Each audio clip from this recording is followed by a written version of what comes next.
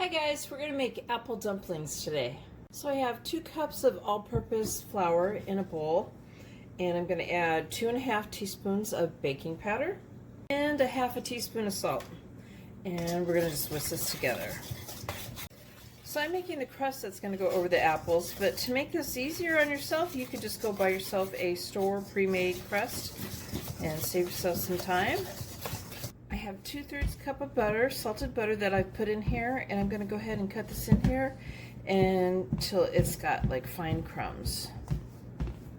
So that's good enough, and I'm going to go ahead, I have ½ cup of whole milk, and I'm going to start sprinkling this over my dough in a little amounts at a time. Take a fork and start stirring it around. I'm going to keep doing this till it's all in there and it's able to press into a ball.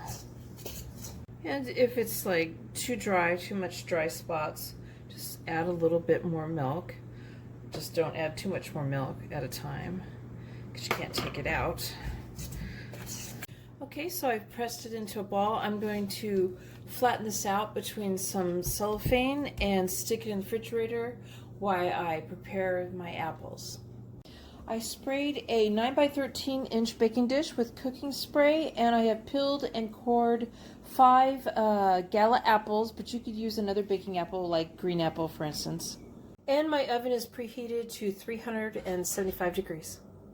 So in a bowl, I'm going to put 1 cup of light brown sugar that is lightly packed, ½ teaspoon of cinnamon, 1/8 teaspoon of ground clove, 1/8 teaspoon of ground nutmeg. I'm going to whisk this together, kind of crunch up the little sugar clumps. So I floured my surface and I cut my dough in half, and I'm just going to work with this much at a time. I floured my rolling pin and I'm going to begin to roll this out. And I'm going to roll it out to 1/4 inch thickness. I want to make this into about 6-inch squares. And it doesn't have to be a precise measurement, and it could be a little bit thinner than the 1/4 inch thickness, and it could be a little bit bigger than the 6-inch square. You want it to cover the apple as you fold the corners over.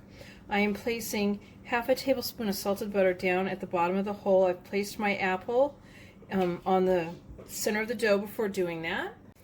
I am going to fill up the rest of the way with the sugar mixture.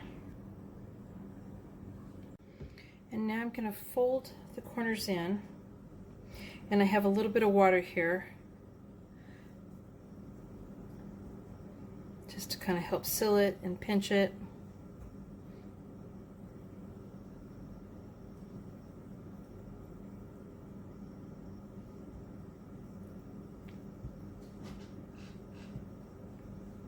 And as you can see, I'm folding the other corners in now after folding the first 4. And now I'm going to place it in the baking dish and go ahead and I'm going to put the dough around and the filling in the other apples. So I placed them in the baking dish and I rolled out a bunch of little stars and attached them with just a little bit of water. And I did that because they turned out a little uglier than I wanted them to, so I thought I would just kind of cover that up with some stars. You could also do leaves on it if you wanted to. So to a small bowl, I'm going to add ½ cup of the leftover sugar mixture. Add ½ teaspoon of all-purpose flour to that. I whisk that up together.